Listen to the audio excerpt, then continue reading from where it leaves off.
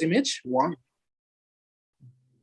there's a celebration of people are working, people are hanging, people are having fun in these images.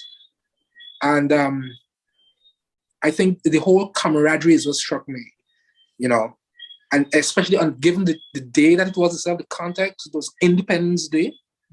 And here you have these peoples of Guyana that we tell ourselves we're a land of 6 peoples, and everyone was there regardless of race or creed and just having a good time.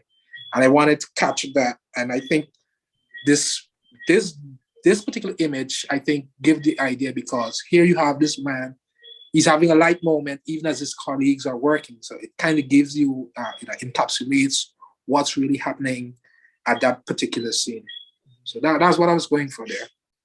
What is the large object to the right of him? That is the nets. They're pulling in the nets. That's how they pull in the nets. That's how they're stored on the boats. So they're taken off. So those the net is within that canvas. Gotcha. Yeah. Okay. Thank you, Kwesi. I think this is an interesting example of how people are kind of striving to work together as a community. Definitely. And I want to search for that too in Boston, especially in the neighborhoods. How are the businesses and the outdoor neighbors, how are we working to keep each other afloat and work together to continue like the community legacy and to hold our businesses up and work together?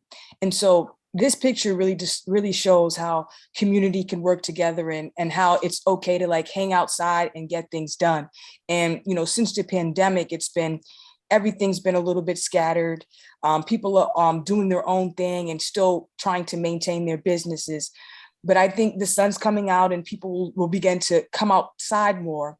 And I'm going to be searching for people taking a hand in like true economic development when they're working together on the streets, taking care of each other. And I think that's where it starts. Yeah, definitely. Jaypix, might you be able to share some of your work too as well, and in juxtaposition to Kwesi's, so we can, kind of. Yeah.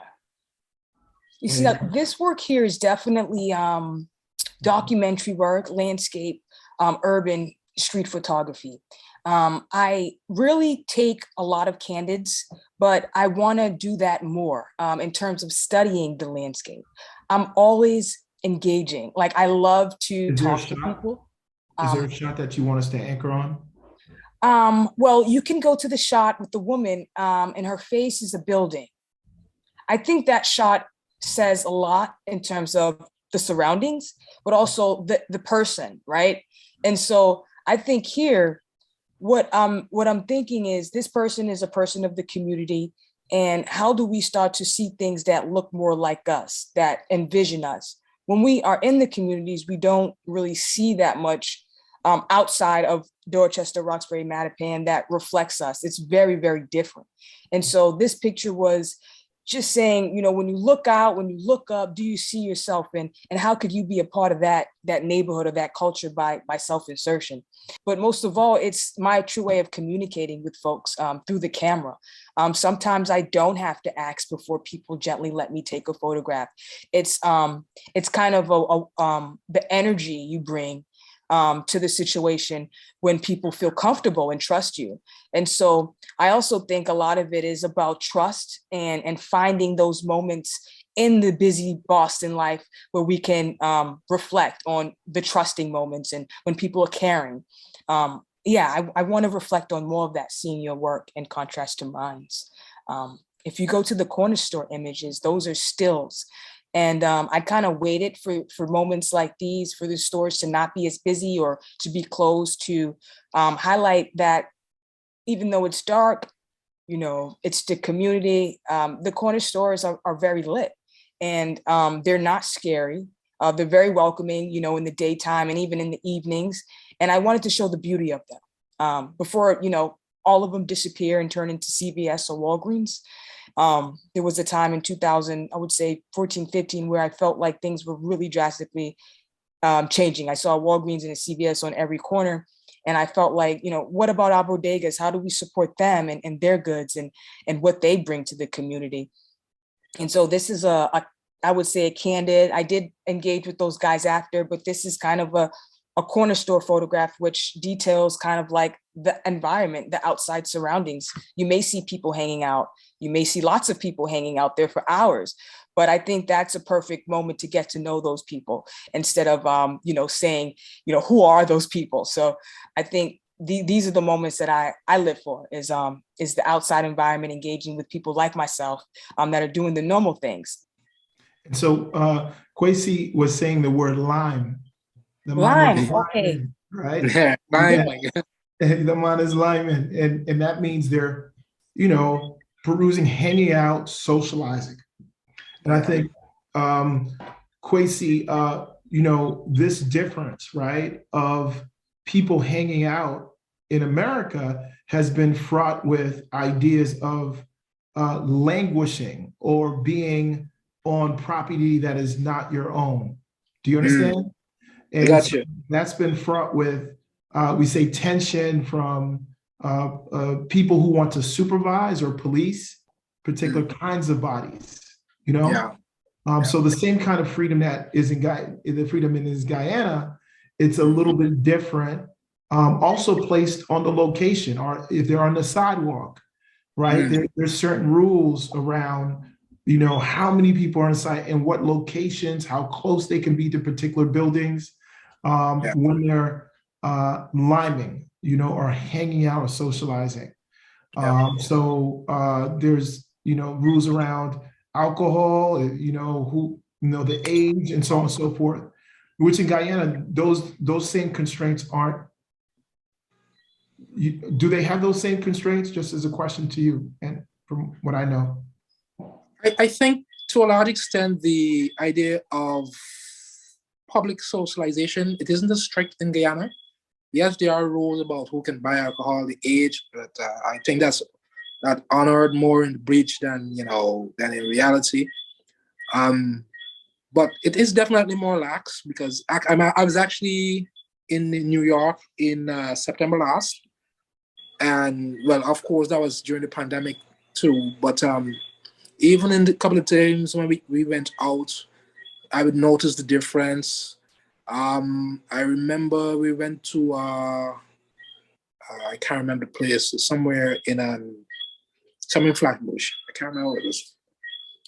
But the amount of people they were letting in, and how loud they can play the music and those kind of, the strictures I noticed were so different from what I was accustomed to in Guyana. Mm-hmm. I mean, it's not necessarily a bad thing in some cases, Mm-hmm. but I definitely, in some areas, I felt othered, if I might put it that way.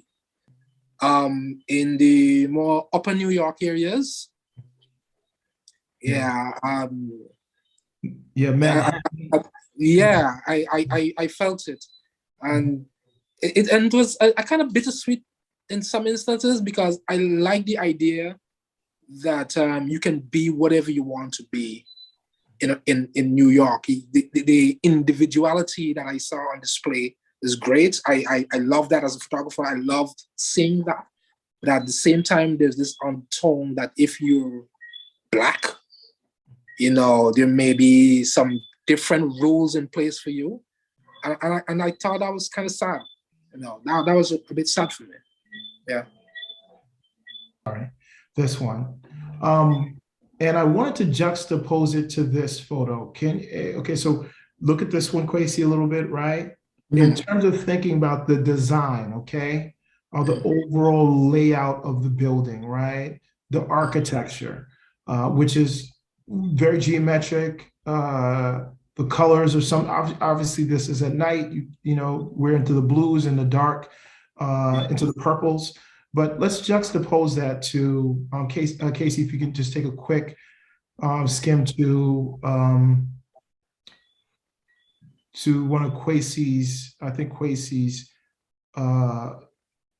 which one? This one, yeah, right here. Go back with the guy. Yes. And so here is somewhat of the similar architecture, right? Mm. But there's a different layout in terms of overall commerce and the architecture of the space, accessibility, right? How do you puncture the space and make it your own? So my question to you is, what do you see are some of the differences between the the bodega shot that you saw previously? I wish we could have a juxtaposition of them, the side to side. I'm not sure if you could do that, Casey, but and then maybe Jay, you can talk about what you see in Kwesi's, and Kwesi can talk about what he sees in yours. Really thinking about the architecture, right? What are the structural elements within the constructs that allow us to understand how power is utilized in space? And how do we organically shape that and shift that and move that to have a voice, So hopefully Casey can juxtapose those two photos if we take a second. I know you're like, Casey's doing a phenomenal job in the background. Thank you so much. But I'd love to see if we could have both of those on the slide together side by side. I think for once I can notice that in Guyana, maybe there's a chance, like maybe a larger chance or easier chance and transparency to build economic development in terms of go out there and make it yourself and make things happen. I think we do have a lot of restrictions in terms of the bodegas, what you sell there and how you manage your inventory and stock. Sometimes that corner store does have a lot of stuff outside. There are vendors outside of that one particular one, Davies, where someone puts up the fruit on the side. And there's a truck in front of the store as well that sells fruits. And a guy sells, some clothing, African stuff and Cape Verdean materials.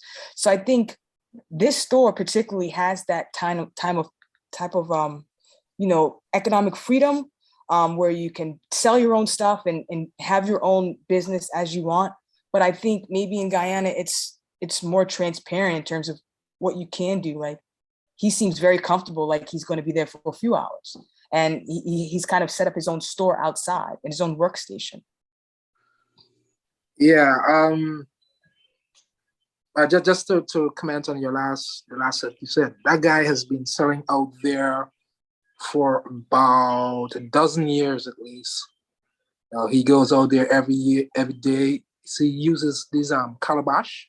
I don't know if you're aware of calabash. It's this kind of a gourd that he carves on and create some art pieces. That's what's by his feet there.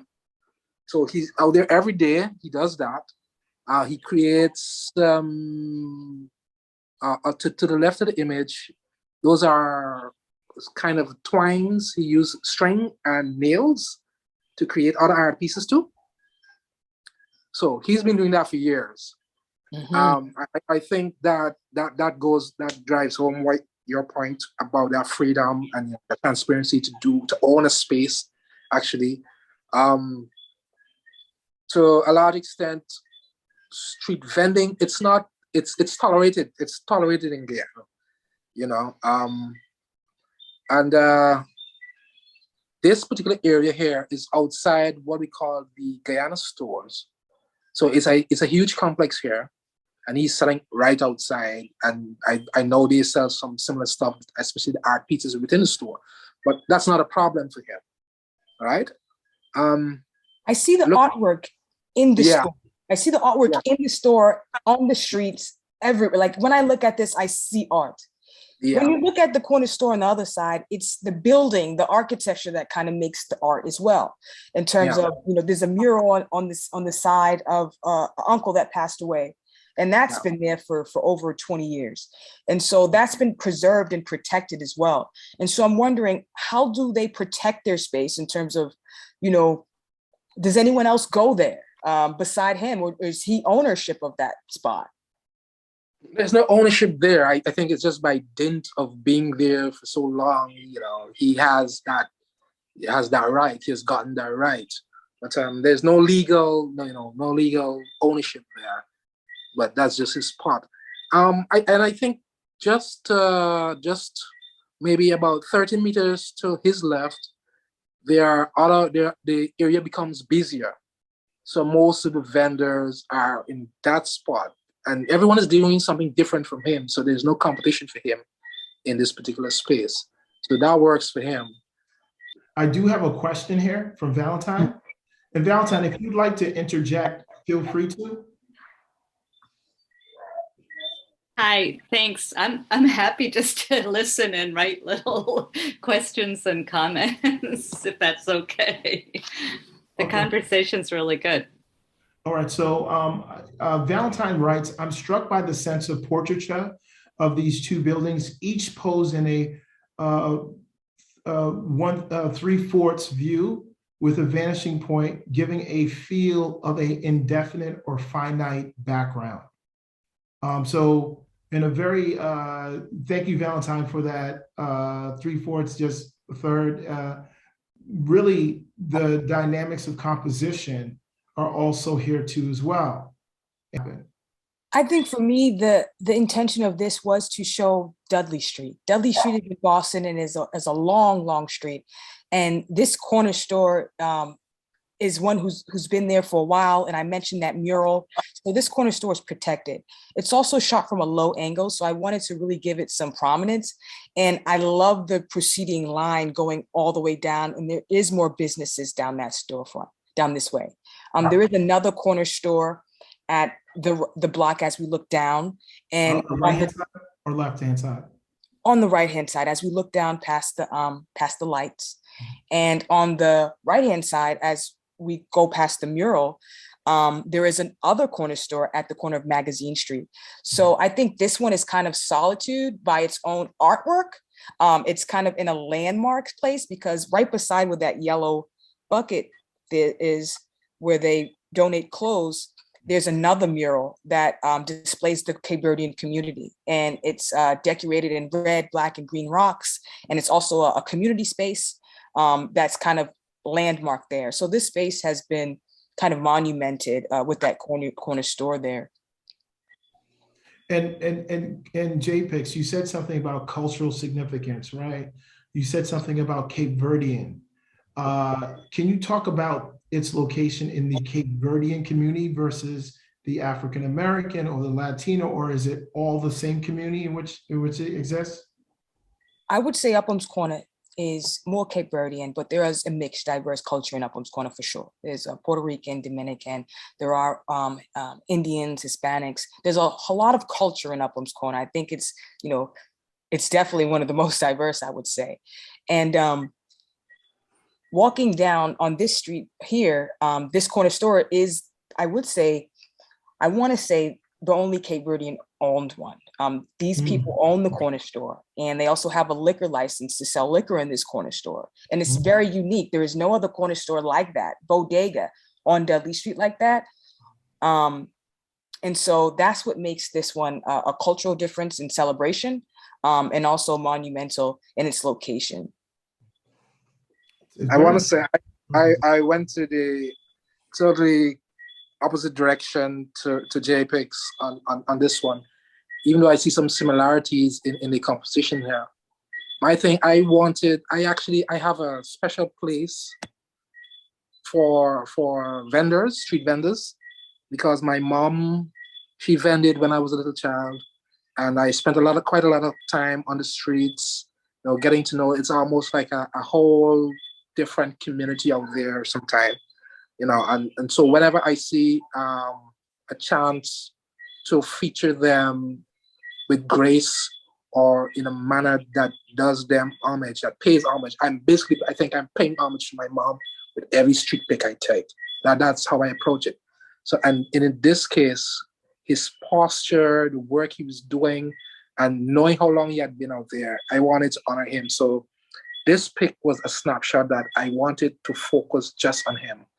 If you notice the leading lines coming from left to right with him, and the piece just at the back behind him that leads forwards towards the bucket, he's at that intersection of that line. So that was the idea. Freeze this moment, just him. And everything else basically is just about props in this image. Excellent. Thank you so much, Kwesi. Thank you, Jaypix, for your analysis, right? And for going in depth into your own work to allow us to see and create a bridge between ideas, not only of power, but of the construction of your ideas through design. Kwesi, once again, thank you so much for presenting your work. If there's anything that you have that you'd like to share around to update us with incoming features or other opportunities or exhibitions that are coming your way, please feel free to share that with us as we kind of think about this transition. Yeah, thank you. Thank you. Let's talk about the honest effort to build community. Yeah. And creating those safe spaces within these bridges. We see the gentleman here has created his own safe space. I mean, more people can join him. Can you imagine our pods in that location, right? It's so dynamic and so different to what we're looking at right now. And what does that do for the location, Marlon? I think in this particular space, there isn't much leeway for building this out, unless there's the government of the day, I think, adopts a different approach to vending, and people they're taking ownership of what they do and building that out. As it is right now, like I said, I think I mentioned earlier, street vending, while it's not sanctioned legal, they're mostly tolerated. So anything like that, I think would have to go to another space if you want to create that sense of community among vendors. Uh-huh. Yeah. So just very quickly, this is our Reclaim Manifesto, which is basically the underpinning of the work that we're doing now. And it's really just, there's 3 sections of it. And we can share that with you later, but the initial part of the first stage of our manifesto and our work is around identifying politics, right? The identity politics and how those things within the structure of how we see ourselves are romanticized, and how those things push against what what society tells us we can be. Yeah. Like when you went to New York, you felt immediately uneasy being in particular environments and spaces, right? Yeah. Where you were othered, right? This is how we are trying to think about pushing against that othering, right? And bring validation and bring the sameness, the humanity that we all have into these other spaces that you may have felt that are usually outside of our community. So we're going to move on to the next image so you can take a look as we talk a little bit about the formal construct. So these pods are geometric shapes that were based on geometry taken from a basketball court. So like the lines that create the free throw and create, the boundaries, we took all those kind of lines and we combined them and meshed them into these geometric shapes. And so what we have here is a seated pedestal or base or sculpture, which people can come in and sit, but then also in the middle, we're going to insert photography. Now, I'm not a photographer, and Jaypix can talk a little bit about her photography and how she feels how that punctures the space. Thank you, Marlon. Hey guys, Jaypix. So I think, and most importantly, the photography is going to be an important part to preserving the legacy in these spaces and creating dialogue with the people who sit there and want to reimagine like what could be. I think people of color, most importantly, being able to reflect on like moments and times and even meet new people and see themselves through other people in these environments with the pods. The photography in the pods will mostly display different neighborhoods, mostly the places that are my Bird Street book, Building Individuals Reconstructing Dorchester, which just really is to celebrate the people in the places that maybe are no longer there, and that we can celebrate and start to, motivate more leaders and people to be documented and create the importance of the power of photography, right? I think right now, the idea is to make sure we can bring those people into those spaces so they can see themselves in there. And they will reflect the communities in terms of what will be next, what can be done, and how we can start to build and create the dialogue about the things we want to see in the neighborhood, particularly around design and preservation.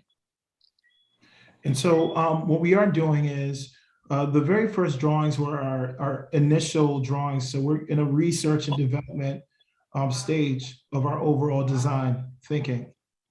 We're moving into, we've been reaching out to local fabricators and designers to get their feedback on how we can really construct this object in real space. So Casey, if you can go back to that initial, we've been thinking about it from the perspective of, light, and thinking about it as, using think about the lenticular experience, right? Which is how light moves through form and through space, and how one, even with your camera, is able to see people from different angles based on how they're lit. So we're looking at a plexiglass kind of base, and maybe wood. And then we're thinking about how that really informs, the experience, right? We want something that's beautiful aesthetically, but also something that pushes against contemporary form. So Casey, if you can move to the next one. Yeah. All right, so that's the second one right there. Excellent. Jay, would you like to say anything about the construction or this kind of stage? Right now, we are looking to do some fundraising. Yes, we're definitely looking to do some fundraising around getting the project built. But I also think that it's important that we think about the environments we're in right now, and think about the important things that exist there, and start to really frame them out. And I want to get other photographers involved in terms of sending in images, knowing what's important, getting ideas on the vision, the collage, like what makes a good community? How do we feel together when we start to put different neighborhoods together? And so that self-assertion is important here. And for people to be able to reflect on those moments and see themselves in those spaces is going to be also important in the daytime and nighttime. So hopefully we can have some photo action and other people sending in some images that celebrate the communities that they're from, so we can share that exchange and kind of feel like we're there already. And Kwesi, your photos are absolutely amazing. It would be an honor to have some of your artwork and photographs incorporated into this, into these pedestal pieces, these sculptural pieces too as well. So we will hopefully, I mean, we're going to continue the conversation. We will. Yeah, I would love to collaborate with you, Kwesi. I think your work, maybe you can come out in Boston and shoot with me and get some of that energy in terms of getting out there, having fun, having people say, take more, and, take it back with you out there in Guyana, and, get them excited about photography. And most importantly, the power of it, right? About seeing yourself and celebrating you, and knowing that, you are important and authentic as well. I love the idea of the photos there, because as you say, traveling is the cure for ignorance. And if you can't get out there, if different environments can be brought to you, I think that can go a long way to getting people aware of, there's a world existing beyond my 9 to 5 or whatever. So I think that's an excellent idea. Valentine, you had a question.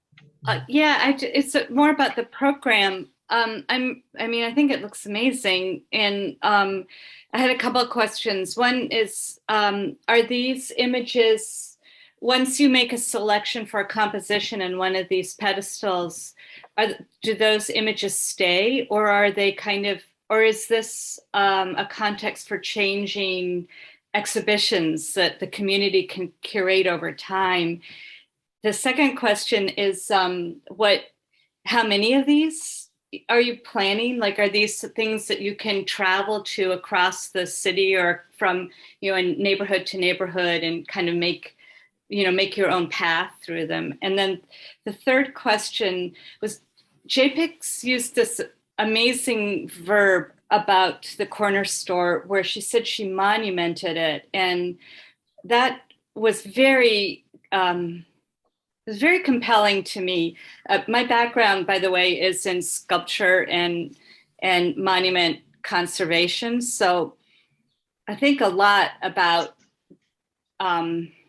both the idea of monument, for better or worse, and also the specificity of the materials that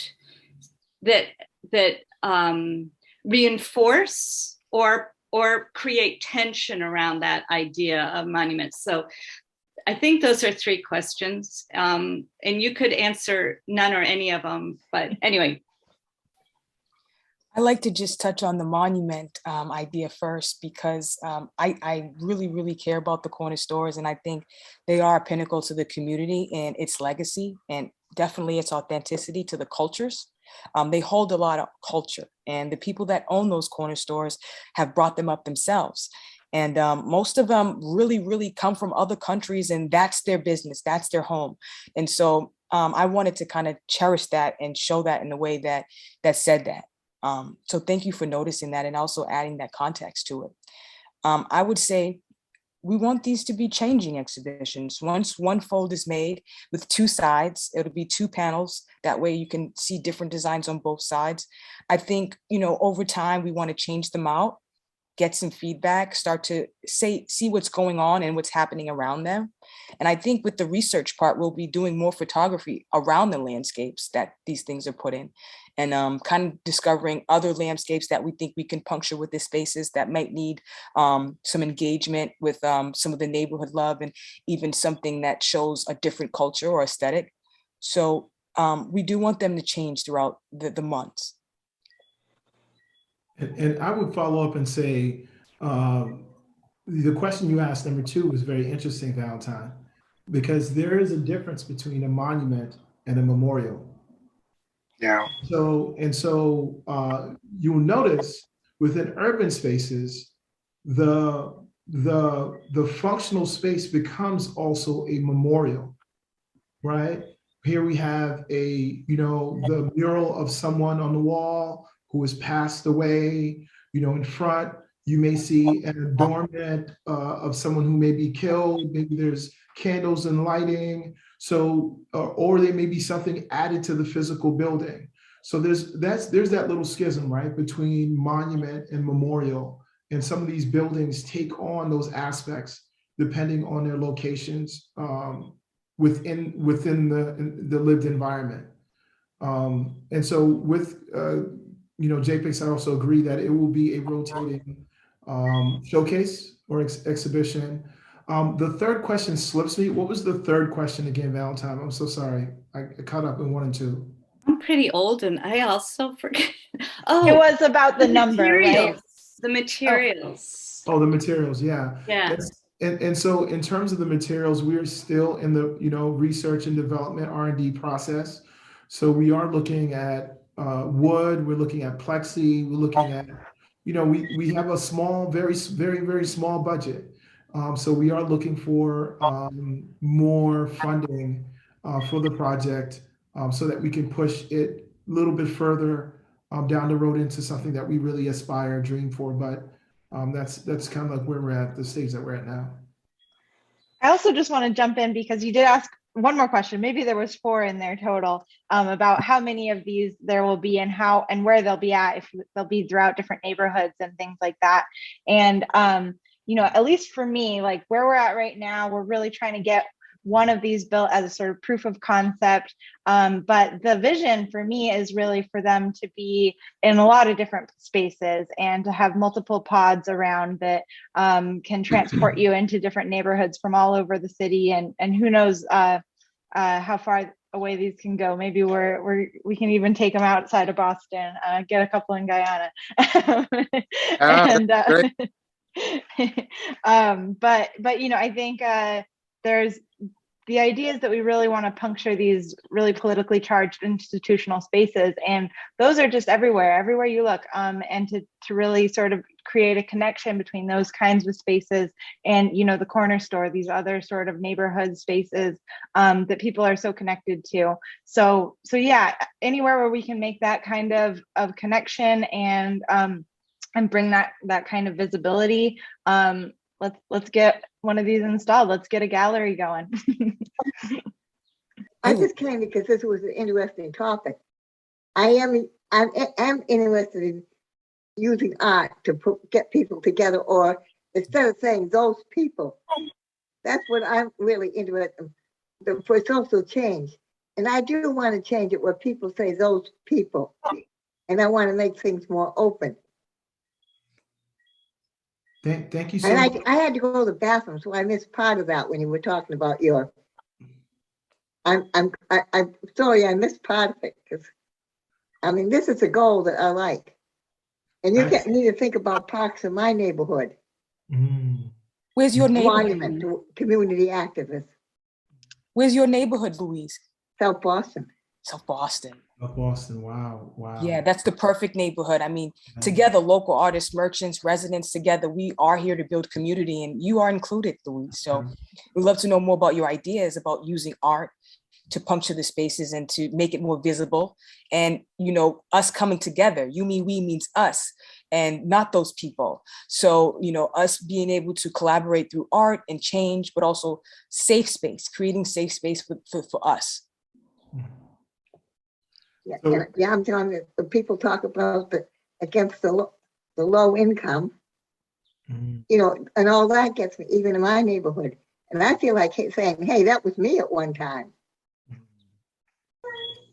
And so, you know what? You turning on the screen was a gift to us, you know, and really a true gift, because what we're doing here is really trying to build this idea of community, but also the idea of, yo, this is authentic, this is real, this is not something that we're trying to fabricate. You know, South Boston, I have some friends who were, you know, artists who had residency spaces, they're pushed out. Now you turn around, they're all like, you know, very slick condos, you know, people, you know, multi-million-dollar condos, you know, and you're seeing Lamborghinis, you're seeing all, you know, so the gentrification that's happening is hitting all of us throughout the Boston area. And so you're coming on and speaking to us, engaging us, is such a blessing. So thank you for your words. And I used to belong to the South Boston Artists Association. Some of the people died. They're not so active now, but. Thank you, Louise. You know, it's. Thank you. So Kwesi, you've been phenomenal. Thank you so much for your time. And I want to thank Jaypix, my right hand. Hey, Marlon, we're here. Always phenomenal, holding it down, and as our secondary guest, the honorary secondary guest. I want to thank Kwesi for her amazing work as always, you know, keeping all the pieces together as I'm texting away, sending her, you know, little asks about, you know, transitioning video and this and that. I want to thank you, Valentine, for coming and your words of inspiration and great questions. I definitely want to also share with you, Valentine, can't wait to join you. Can't wait to join you, Valentine. Can't wait to join you, Valentine. All right. So I'm gonna follow up with bonus. Yes. Ashe, thank you so much. And Luis, you know, just really heart touching to see that that artistic inspiration and energy. It doesn't stop. It continues. You know, it continues. And so thank you so much for sharing and being here to converse with us and connect with us. I want to wish everyone. Before we close out, I just want to say this was a grand time. Even though 6 of us were here, we had a really deep conversation about transition and transformation and creating safe space for us. So that was important. And I think that it was just a good time today. So thank you for coming again. Yeah. And we're going to be having more of these. So 2 Stay months from now, stay tuned. Kwesi? Yeah, this is the first time I've actually ever been part of something like this. For a long time, I've resisted the whole idea of being, considering myself an artist or being involved in the pursuit of art. I think, strange enough, the person who got me along on that path was you, Marlon. When we met those few years ago, I mean, here's an artist telling me, your work is good enough to be recognized and to be appreciated. So I thank you. I thank you. I thank you. Luis, do you want to close? What do you want me to say when I close? YOUMEWE. YOUMEWE. This is because I was with the South Boston, and I used to do painting. I haven't done it anymore for a long time. Yeah. All right. Well, we're going to have to hear more of your story, Luis, and maybe get a portrait sometime. Amazing. You're amazing. So YOUMEWE. YOUMEWE. All right, all together. All together now. 1, 2, 3. YOUMEWE. Salute, guys. Cheers and happy Friday. Yeah. Thanks for coming. One love. GT love, buddy. Yeah, I'm glad I came. Thank you. Thank you. We're glad you